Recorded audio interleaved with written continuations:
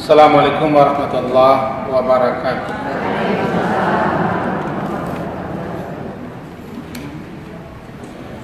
Bismillahirrahmanirrahim. Alhamdulillahirabbil alamin.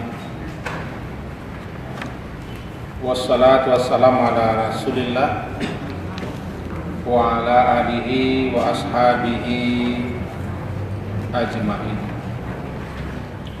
Mari kita awali kajian kita dengan membaca Bismillahirrahmanirrahim.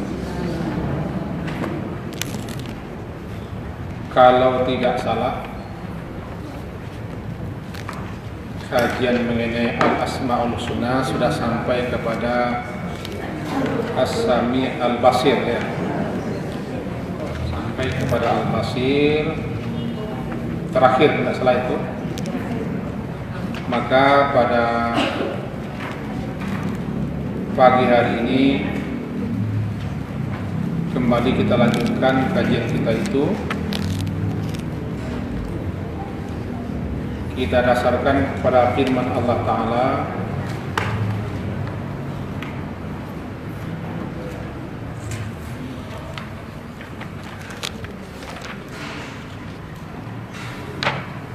itu tentang nama Allah Al-Hakam, Al-Hakim, Al-Hakam.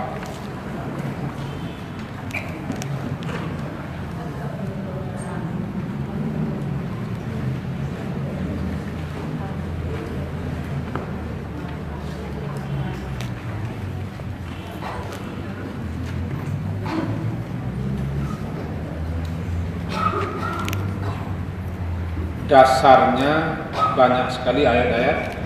Salah satu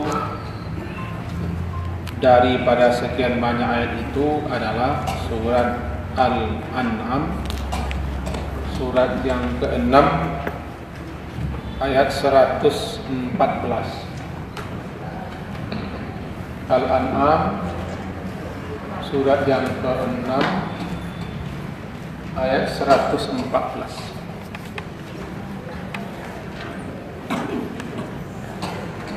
A'udzu billahi minasy syaithanir rajim. Bismillahirrahmanirrahim. Sudah ketemu Bapak Ibu? Surat yang ke-6 ayat 114.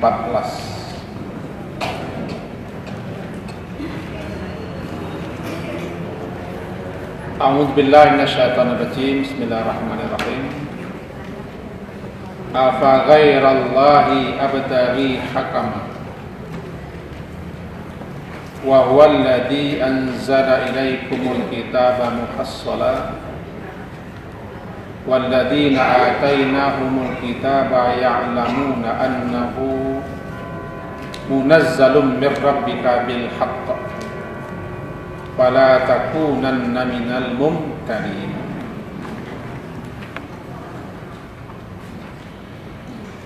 Di antara sekian banyak nama-nama Allah adalah Al-Hakim dan Hakam. Al-Hakim dan Al-Hakam. Orang terjemahkan ke dalam bahasa kita, Al-Hakim itu maha bijaksana, Al-Hakam yang memutuskan segala urusan atau segala perkara. Hakim, Hakam. Banyak ayat-ayat yang menjelaskan tentang itu. Yang jelas, nama Allah Al-Hakim salah satu nama Allah yang teragung, yang menunjukkan kesempurnaan hukum, kesempurnaan aturan, kesempurnaan undang-undang. Di balik semua itu ada hikmah dan rahasia. Sebelum kita membahas ini, sedikit kita alas. Yang pertama, alam semesta ini, alam jagat raya ini ada yang mencipta.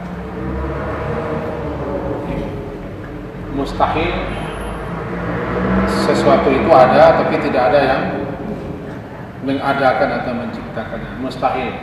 tidak bisa diterima oleh akal sehat. Adanya sesuatu pertanda ada yang menjadikan, menciptakan sesuatu. Nah, yang mencipta segala yang ada ini, yang disebut dengan alam, adalah Al-Khaliq, yang mencipta. Khaliq. Al-Khaliq itu satu, tidak banyak. Dialah khaliqu kulli syai'. Dia yang menciptakan segala sesuatunya. Dan segala sesuatu ini adalah ciptaannya, yang disebut dengan makhluk. Secara bahasa arti makhluk yang diciptakan. Berarti segala yang ada diciptakan. Dan tidak ada tercipta secara sendiri dan kebetulan. Itu satu yang harus kita pahami. Yang kedua, alam semesta ini, alam jagat raya ini ada pemiliknya, ada yang punya.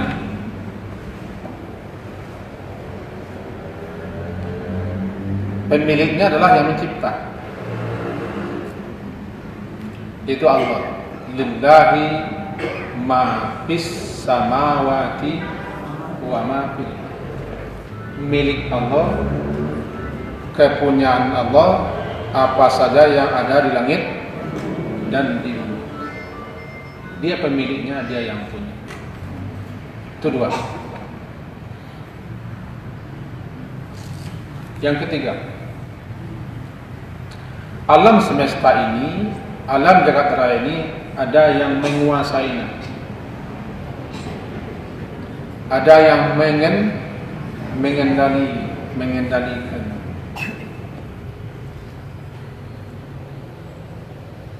Yang disebut dengan Malik, Malik yang menguasai atau yang berkuasa. Malik. Siapa maliknya? Allah yang mencipta itu. Qulillahumma malikal mulk, malikal mulk, yang memiliki. Yang keempat, alam ini ada rajanya. Raja itulah yang mengatur, yang mengurusi, yang mengendalikan, yang memberi restu dan mengizinkan. Tidak ada terjadi sesuatu pun tanpa izin dan restu.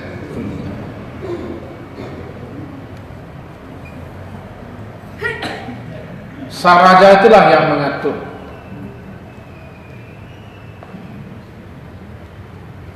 yang memutuskan, yang menetapkan, yang menentukan hukum, aturan dan undang-undang.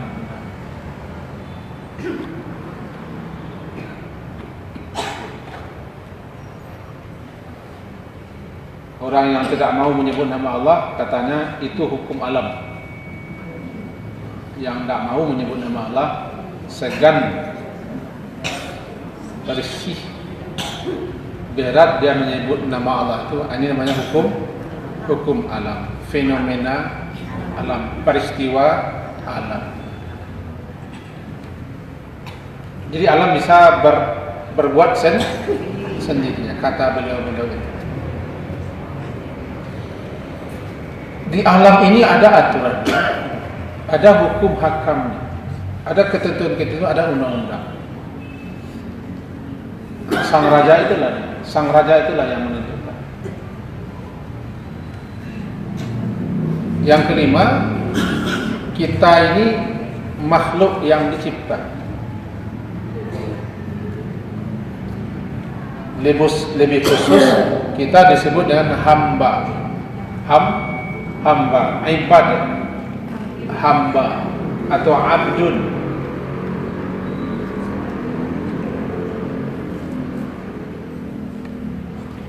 Binatang tidak disebut dengan hamba.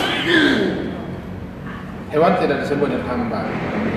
Tumbuh-tumbuhan tidak disebut dengan hamba. Malaikat tidak, tapi manusia disebut hambanya. Al-ibadah, kata jamaah pada abd. Kita yang diciptanya, kemudian kita dimuliakan, diistimewakan, dan ditempatkan di bumi selaku khalifah.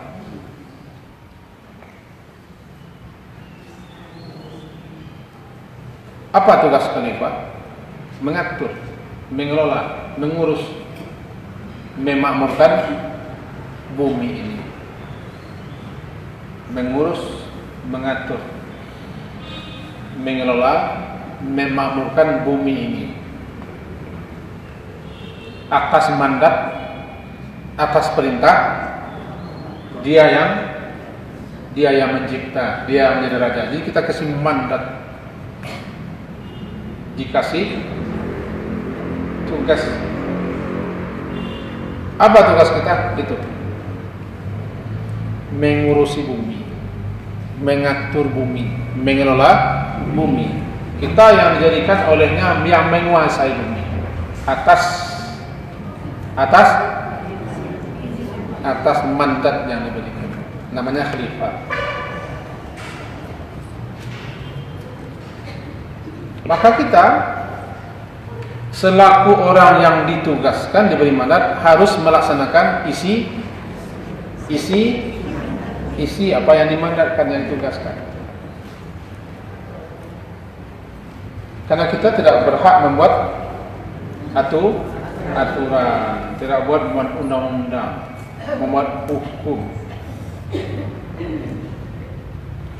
Sebab alam ini punyanya, miliknya. Dia yang mencipta. Kalau kita sadari itu, jelas peranan kita. Kita adalah menjalankan aturan. Kita menjalankan mandat, tugas, apa yang diamanatkan kepada kita. Supaya kita jangan bingung, diturunkannya Al-Quran sebagai hudannya, sebagai petunjuk, pedoman, tuntunan.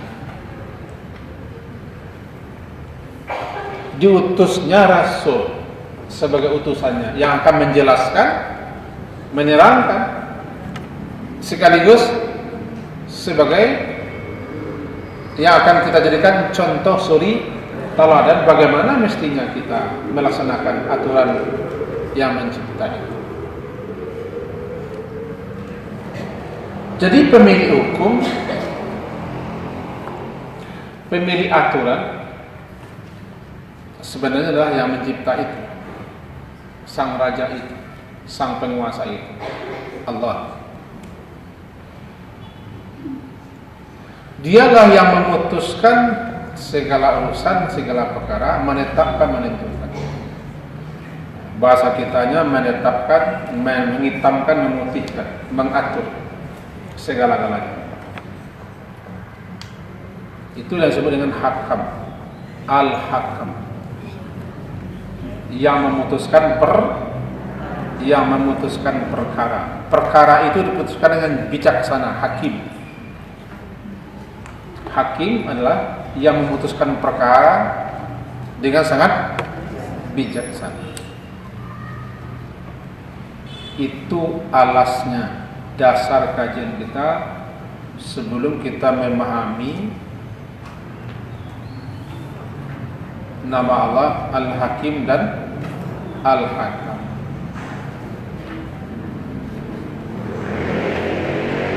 Berarti sebenarnya pada hakikatnya adalah hukum itu, aturan itu milik Allah, miliknya saja. Sebenarnya begitu.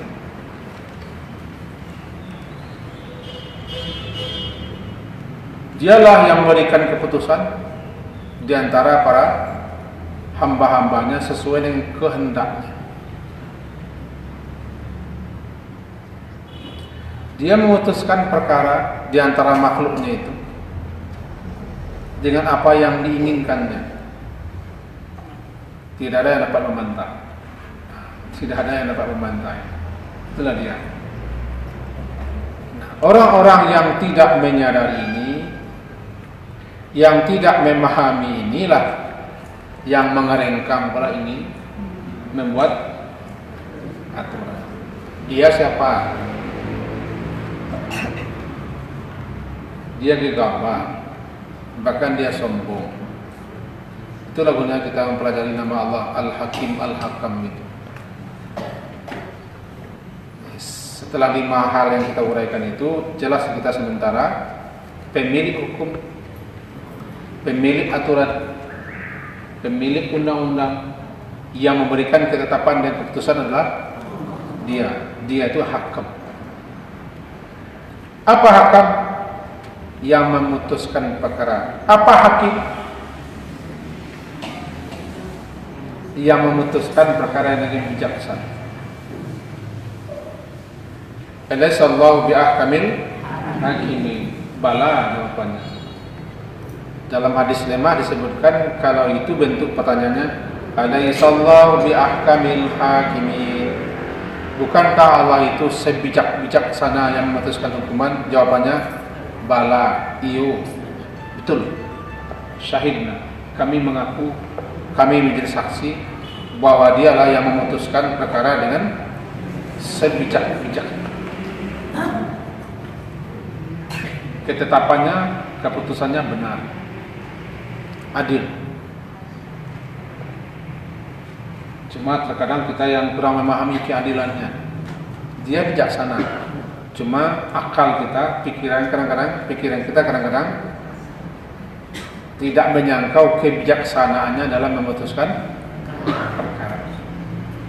Itu alas dasar kajian kita pada pagi hari ini. Nah, sebenarnya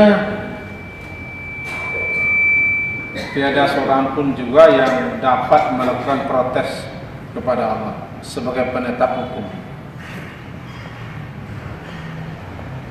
Sebagaimana manusia kepada sebagian manusia lain dapat saja melakukan protes, demo, kadang-kadang malahan menyatakan antipati kepada keputusan-keputusan. Kepada Allah tidak satu pun yang bisa begitu. Dia putuskan hukum hari hujan, boleh demo, silakan mendemo hari hujan. Demo hari hujan saja. Demo hari panas. Demo padi tidak tumbuh. Demo lah. Ibu-ibu demo, kenapa saya diciptakan jadi perempuan?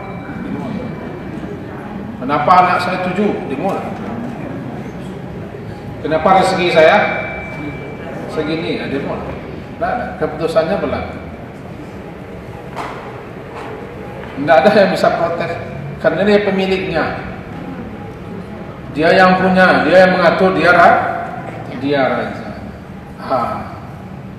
Itu namanya alih kaji. Sebab yang akan kita bicarakan adalah yang memutuskan hukum, hakim. Ada sedikit, sebelum kita masuk ke sikonya, sedikit saja. Dalam doa ketika orang ditimpa oleh kedukaan yang mendalam, kesedihan yang luar biasa, namanya da'watul makrub. Doanya orang yang ditimpa oleh suatu kedukaan yang mendalam, begitu mendalam. Apa yang dikatakan Nabi? Pengakuan bahwa dia yang menetapkan begitu. Allahumma inni abduk wabnu abdik wabnu amat madin fiya hukmum. Itu dia. Ya Allah, aku ini kan hamba-Mu. Arti pengakuan kan? Ana abduka, saya ini hamba-Mu. Kesadaran kita ini hambanya yang diciptakan. Ibnu abdik, anak hamba laki-lakimu, anak Nabi Adam, atau anak bapak kita. Ibnu amatik, anak hamba perempuanmu Hawa, atau anak ibu kita.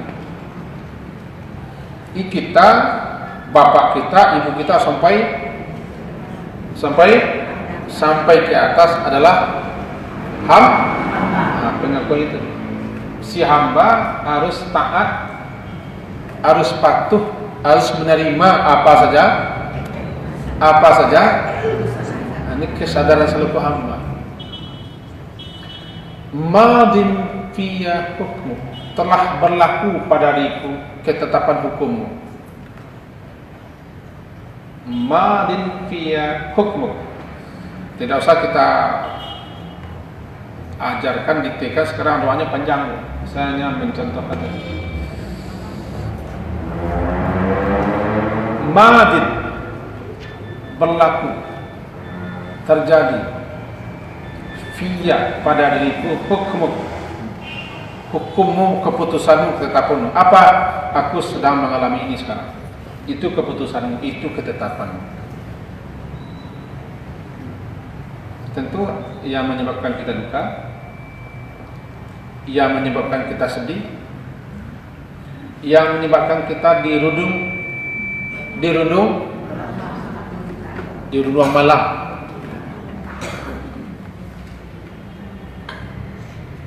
Apa? Tentu ada peristiwa, tentu ada kejadiannya, tentu ada problem, ada masalah. Itu semua tidak terjadi kalau dia tidak putuskan, tetapkan. Jadi apapun yang terjadi adalah atas. Itu makanya kita percaya qadarullah. Kemarin kajian kita hari Kamis yang lalu, apa yang terjadi kita percaya qadarullah. Qadarullah, ini qadar Allah yang terjadi pada diri. Jadi bacanya Bu, madin fiya hukmu. Madin fiya hukmu, telah berlaku, telah terjadi pada diriku hukummu, keputusanmu, ketetapanmu, sehingga saya mengalami ini sekarang. Karena saya ini hamba-Mu, bukan hanya saya, bapak-bapak saya, terus sampai ke Nabi Adam, ibu-ibu saya, sampai semuanya hamba. Kami harus taat, menepati kepada keputusanmu. Dan keputusan Allah itu semuanya mengandung kebijakan.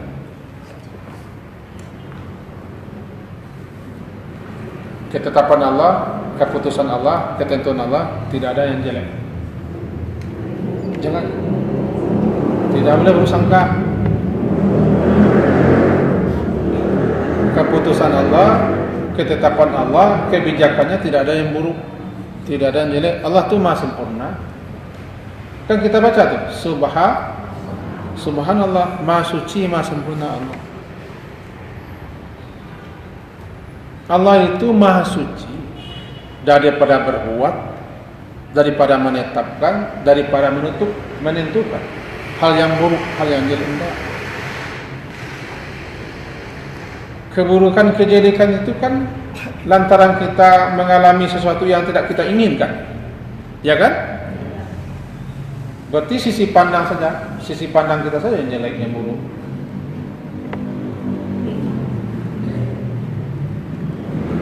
Kalau tidak pahami bahasa Indonesianya, bisa bahasa Minang saya. Buruk, indak rancak, itu kan menurut pandang kita saja. Kalau keputusan Allah, tidak ada yang buruk, tidak ada yang jelek, tidak ada yang tidak adil. Semuanya baik, bagus. Karena dia hakim, memutuskannya dengan bijak biasa. Masalahnya karena kita tidak ketuju, tidak suka, tidak sesuai dengan kehendak ingin kita, berbeda dengan yang kita makasih. Sehingga kita kecekkan, iko buruk, iko jelek, iko tidak rancak. Tapi cuba no sesuai kehendak awak, buruk aja awak. Contoh kecil, yang biasa kita alami lah. Wak tersesat, kurang tergagih. Awak tersesat, kurang tergagih.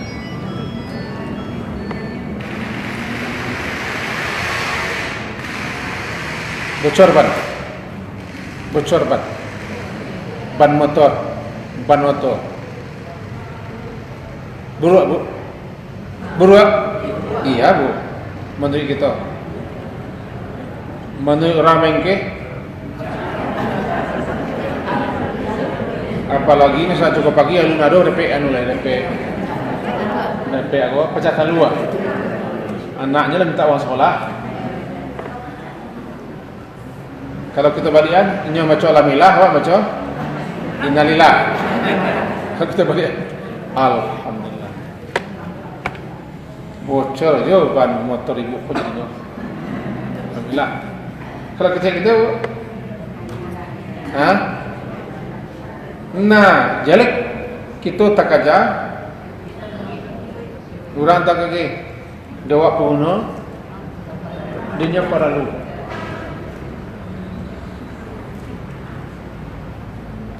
Jangan pandang kebijaksanaan Allah itu secara mikro, tapi pandanglah secara makro. Bisa dipahami secara luas. Masalahnya kita dek kamanyamu hari hujan, jangan salah hujan. Orang kampung nolak di panen, orang kampung nolak di hujan. Tidak mungkin kan hari dah hujan kan? Ini secara mikro. Apapun ketetapan Allah, keputusan Allah, semuanya pasti baik. Kan kecek gigi dan sakit, tidak buruk kan? Kecek gigi dan sakit itu buruk. Tapi kecek badan semuanya, gigi ku tangan, supaya zamannya so kawak. Kalau gigi tak muat tangga, sadu Allahnya kan naik. Lalu nak muat tu, nyi orang apa cari tu, teman sakit ya. Tapi ketika itu demi keutuhan badan kita semua, gigi harus dibuka. Bagi gigi itu korban, dijalani oleh gigi. Pengorbanan itu dengan ikhlas, dengan sabar. Ini dapat ganjaran, dapat pahala. Bapa lo kah gigi? Contohnya begitu.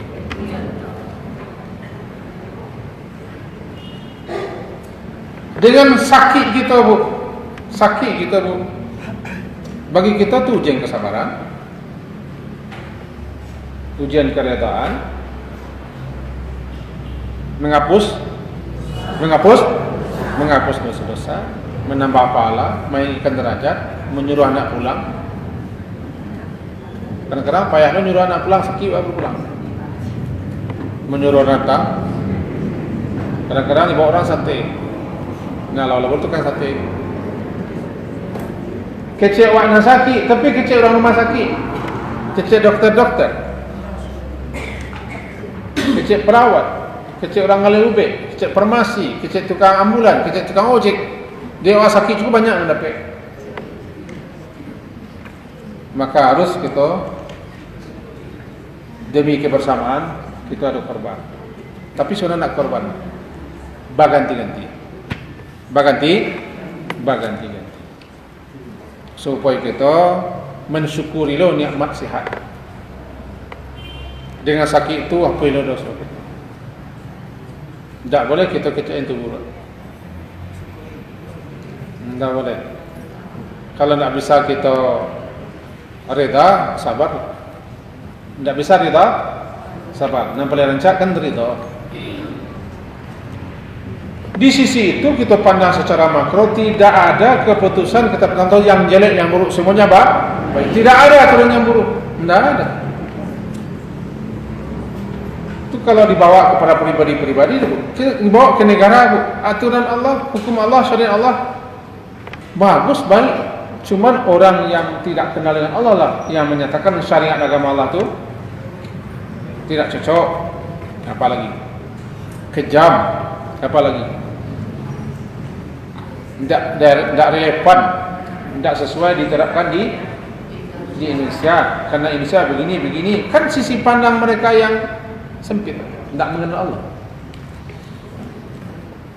Secara tidak langsung kan mereka menganggap mereka lah yang paling pintar.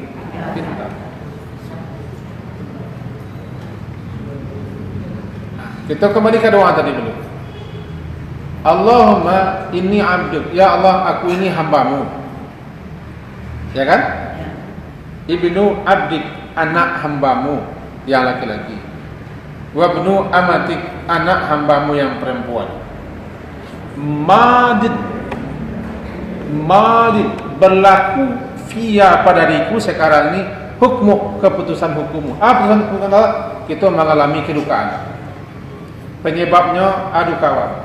Duka itu lah balik lari. Apa penyebabnya misalnya? Tekor, malang, dikicau orang, atau gagal, atau apapun yang menyebabkan kita duka yang berlarut. Nah, kita baca madin fiyya hukmu, telah berlaku, telah terjadi pada diriku hukum ketetapan.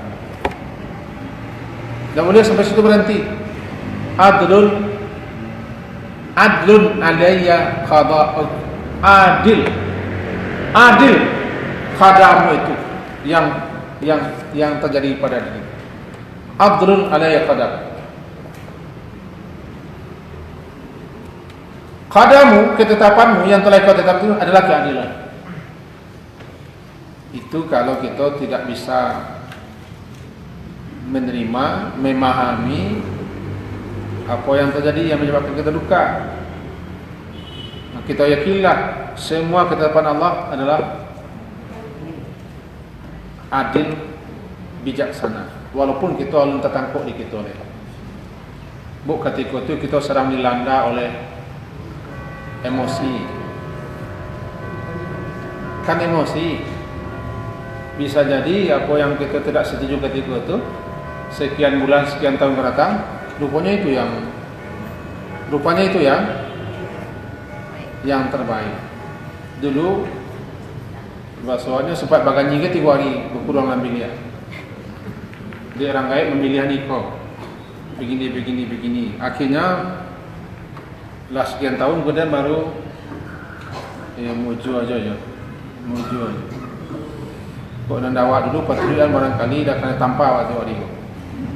Rupanya nandawa dulu penampa bini.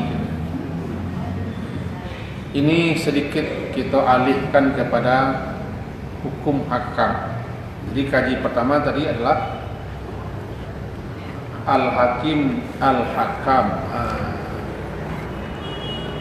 Al-Hakim di namanya saja sudah jelas, sebab hakim, hakam itu asal katanya hakamim, kafmim. Secara bahasa artinya menghalangi.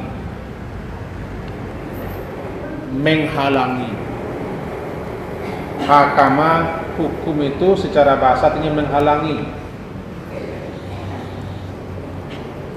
Dengan adanya hukum, maka terhambatlah orang berlaku semena-mena. Karena ada hukumnya. Hakim yang memutuskan hukum. Dengannya ada hakim, tegak keadilan. Terhalanglah ketidakadilan. Itulah hukum. Nama saja sudah jelas, hakam, hakim. Nah, kita pelebar. Di alam semesta ini yang menetapkan aturan dari yang sekecil-kecilnya sampai yang dia. Bukan syariat, bukan hanya syariat. Bukan hanya syariat agama. Hukum alam. Aturan yang ada di alam. Ketetapannya dia yang mengatur. Yudabbirul amra minas samai ila ardh. Dia yang mengatur urusan itu semuanya dari langit ke bumi. Dia yang atur, dia kendalikan. Bukan hanya bumi, bukan hanya Indonesia yang kecil, alam. Tengoklah angkasa raya. Tengoklah angkasa raya. Bermiliar-miliar bintang, besar-besar daripada bumi. Langitnya 7 lapis. Semua dia yang mengatur, mengendalikan dan menetapkan hukumnya. Kita kerucutkan. Kerucut syariat. Dicukupkan ke syariat. Syariat Islam ini diturunkannya untuk kita laksanakan dalam hidup. Siapapun umat Islam, dia harus bercita-cita, berkeinginan untuk melaksanakan syariat agamanya, karena dia Islam. Tak boleh tidak.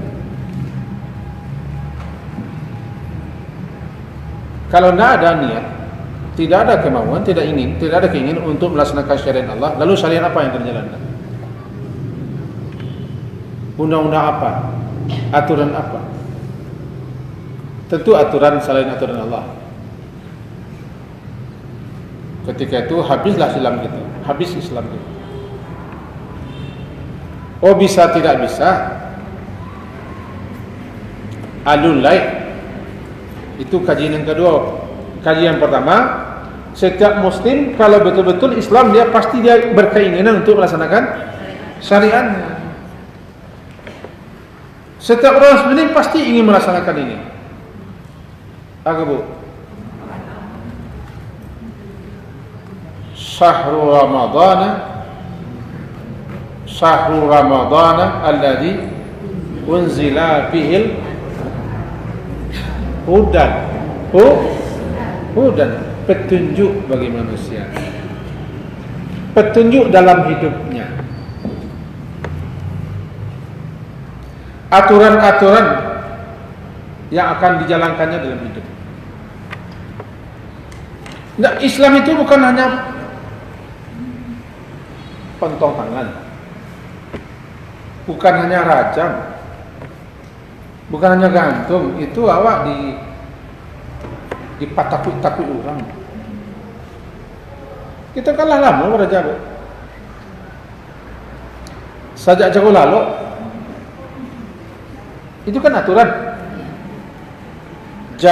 Sajak jago lalu lah dibimbing, diarahkan, ditunjuki kita sajak jago lalu. Jago lalu menguak, alah diajaran cara menguak, tahu menguak. Itu kan syariat. Orang jangan sampai di kapal kita kok syariat. Kok pontok.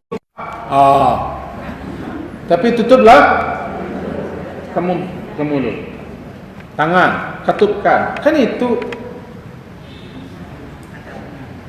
kecil orang ada sebenarnya aturan menguap.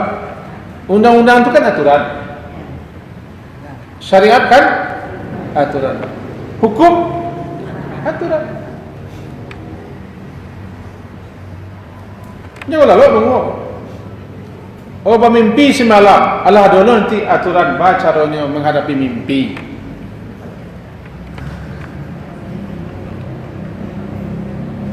Bangun tidur. Kemana bu? Sudah bangun tidur? Sudah jalan lalu mengalir. KWC. ka kamar mandi, ka toilet, ka semua. Lah dulu aturannya. Itu yang syariat.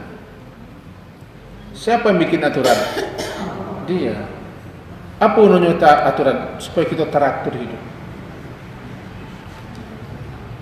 Jalih nang kali kerajukan kalau kita masuk WC. Masuk WC. Pakai kaki kiri. Ini doanya. Tiba di WC, buang air. Begini caranya. Mandi, begini pula caranya. Sudah jelas aturannya.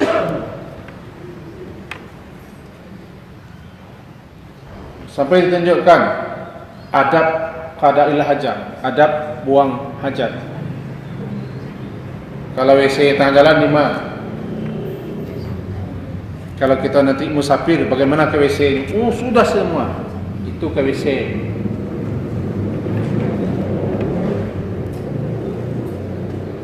Kalau WC, lalu aturannya, lalu hukumnya, lalu ketentuannya, lalu undang-undangnya, lalu petunjuknya. Kalau WC, kaki kanan dulu, baca lagu Ghufranaka. Setelah pakai baju, lah dulu semenjak mencari baju, membuat model baju, warna baju yang rancak, sampai calon memasukkan tangan ke lah dulu. Itu kan syariat.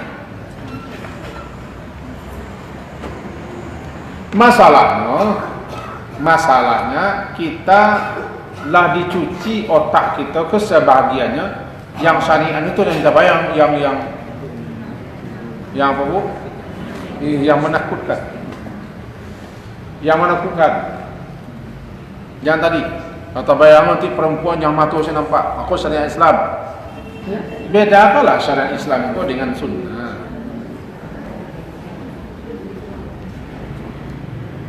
Itu menurut sebagian ulama bagi perempuan tertentu atau bagi perempuan disunahkan. Tapi bagi yang tidak berdosa, tidak masalah. Dan yang lain itu syariat, suatu kewajiban yang mesti dilakukan. Maka itulah dia yang menetapkan hukum-hukumnya melalui petunjuk-petunjuk yang telah diturunkannya dan disuruh Rasulnya menyampaikan. Lengkap, sempurna. Lah sempurna beko mati Rasul. Nyomong ko mati Rasul. Makanya Rasul wafat, dia lah selesai, lah sempurna. Kalau sempurna lalu wafat lah. Dia lah sempurna itu. Itu makanya ayat terakhir turun al-yauma akmaltu lakum. Lah sempurna. Itu ayat hukum yang terakhir turun.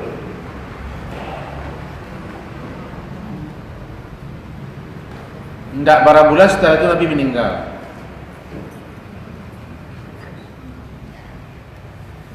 Ayat yang paling akhir mana turun? Surah Al-Baqarah.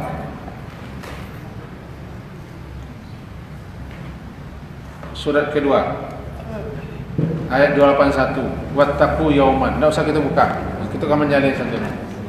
Allah selesai kok meninggal Rasulullah, tanulah selesai semua syariat, semua undang-undang, semua aturan-aturan, semua petunjuk lah langkok lah pada taraktu fikum, aku tinggalkan untukmu dua perkara. Apa yang dua perkara? Al-Quran dan jika kamu berpegang, kamu tidak akan sesat-sesat selamanya. Namanya jadi masalah. Kebanyakan kaum muslimin tidak tahu ajaran agama. Tidak tahu dengan petunjuk agama. Kita antarkan kaji ke situ. Kalau kita baca hakam dan hakim kok, jangan terfokus pikiran kita hanyalah Allah tu yang memutuskan hukum. Nanti bayang kita adalah itu yang mencuri, yang berzina, yang mabuk-mabuk, yang membunuh, hukum. Jangan terbayang seperti itu. Sebab apa? Dia itu Allah yang memutuskan hukum di alam semesta. Sampai-sampai matahari bersinar itu hukumnya. Bumi berputar itu hukumnya. Air mengalir itu hukumnya. Angin bertiup itu hukumnya, aturannya. Jadi kita ingin pelapang. Nanti kita jadi cik apa secara umum. Setelah kita pahami itu, satu lagi, karena Allah itu Maha sempurna, Maha adil, Maha bijaksana, maka segala macam aturannya, ketetapannya, keputusannya, undang-undangnya, perintahnya, larangannya, semuanya pasti adil, pasti bijaksana, karena Dia sendiri yang membuat hukum. Nanti di akhirat sana dibukanya pengadilan. Keputusan itu nanti di akhirat. Maka disilakan semua mengadu, semua melapor, semua meminta hak. Disitulah dia menampakkan keadilan hukumnya. Makanya sekarang di dunia dia biarkan saja. Siapa menerima terus, siapa yang tidak terus. Hukumnya dari dunia kok, tentang hukum kita alulai. Yang berdosa, yang bersalah, yang diterima, yang ditolak, yang diredai, yang dimurkai nanti tidak. Balasan, ganjaran, siksa nanti kira-kira di dunia kok jalankan dulu. Siapa yang beriman, siapa yang percaya, siapa yang yakin menyelaksanakan syariat. Siapa yang tidak, ini tentang syariat. Tapi kadang-kadang dilihatkannya keperkasaannya kadang-kadang. Kadang-kadang ditimpakannya bencana petaka akibat melanggar, akibat durhaka. Tapi tidak semua. Aku sekedar mengantar atau pengantar tentang nama Allah Al-Hakim dan Al-Hakam. Al-Hakim dan Al-Hakam. Tentu tidak mungkin kita urai satu-satu hukum Allah.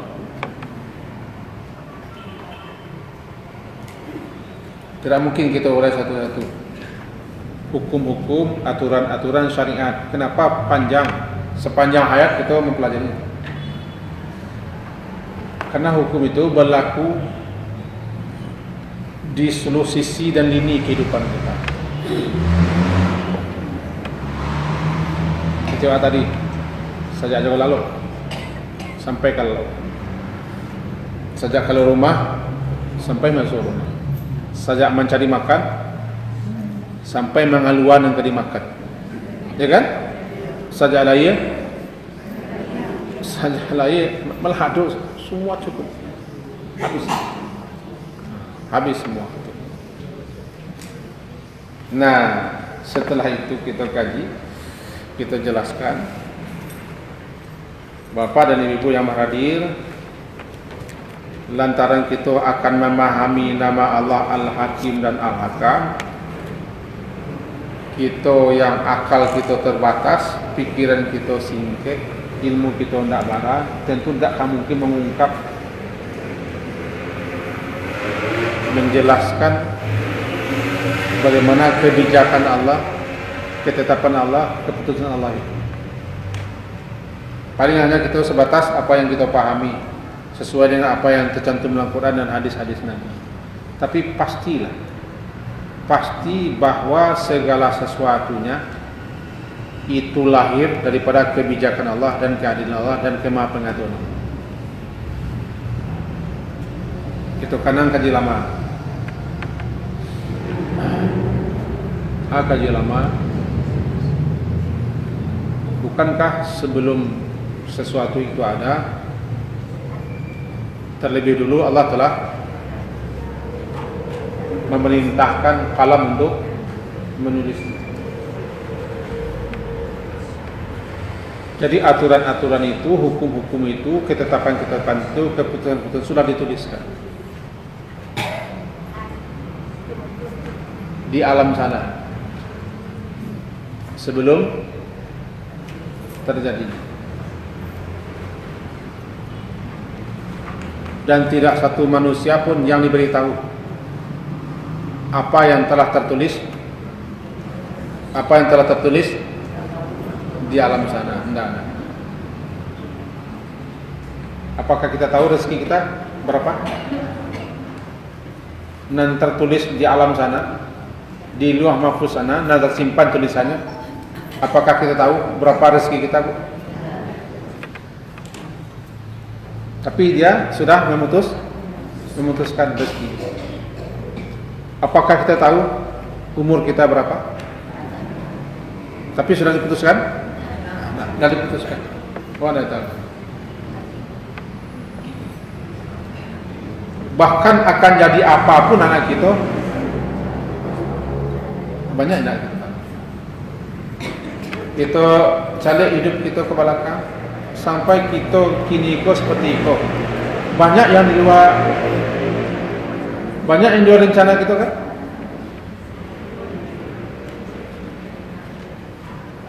Sampai kita mangko kini ya, jadi iko kini ya, gitu kan. Kan tidak semuanya kita rencanakan. Banyak yang tidak, semuanya tertulis. Kita menjalani dan berusaha. Nah, makanya ketika kita mengalami sesuatu yang tidak kita inginkan, apa yang disebut dengan musibah, kita capeklah kembali ke sana. Ketika musibah, sebaik-baik obat musibah itulah mengingat Allah. Ketika terjadi hal-hal yang tidak kita inginkan, sebaik-baiknya mengingat Allah. Mengingat dialah yang memutuskan segala-galanya, keputusannya pasti baik, si rancang. Itu kaji awal, pembuka ditaruh.